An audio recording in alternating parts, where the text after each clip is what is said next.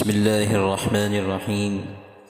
مسلم شریف کی روایت ہے، حضرت ابو قتادہ رضی اللہ تعالی عنہ سے مروی ہے کہ رسول اکرم صلی اللہ علیہ وسلم نے فرمایا، تم میں سے کوئی ایک بھی پیشاب کرنے کی حالت میں اپنے عضو خاص کو دائیں ہاتھ سے نہ چھوئے اور نہ دائیں ہاتھ سے استنجا کرے اور برتن میں سانس نہ لے۔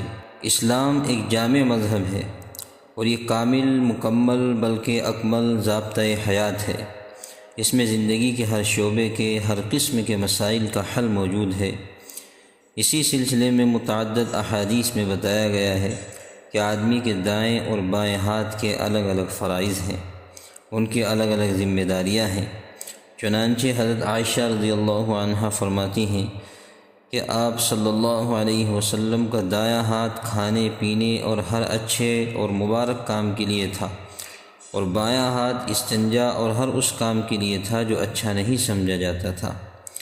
شریعت مطہرہ نے انسانی طبیعت کے ساتھ مماثلت کی ہے، کیونکہ طبعاً انسان کھانے اور پاخانے میں فرق کرنا چاہتا ہے، اور کوئی انسانی طبیعت یہ نہیں چاہتی کہ ابھی جس ہاتھ کو پاخانے میں آلودہ کیا تھا اسے اب منہ میں ڈال کر اپنے کھانے کی لذت کو تباہ کر دے۔ اسی وجہ سے بائیں ہاتھ کو ناپسندیدگی کی وجہ سے شیطان کا ہاتھ کہا گیا ہے، یعنی شیطان کے پسندیدہ کاموں میں یہ ہاتھ استعمال ہوتا ہے۔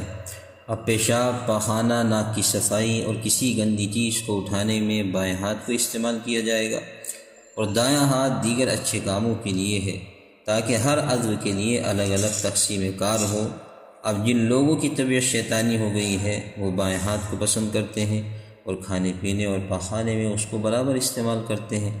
وہ گندے اور اچھے کاموں میں دائیں بائیں کا فرق نہیں کرتے ہیں۔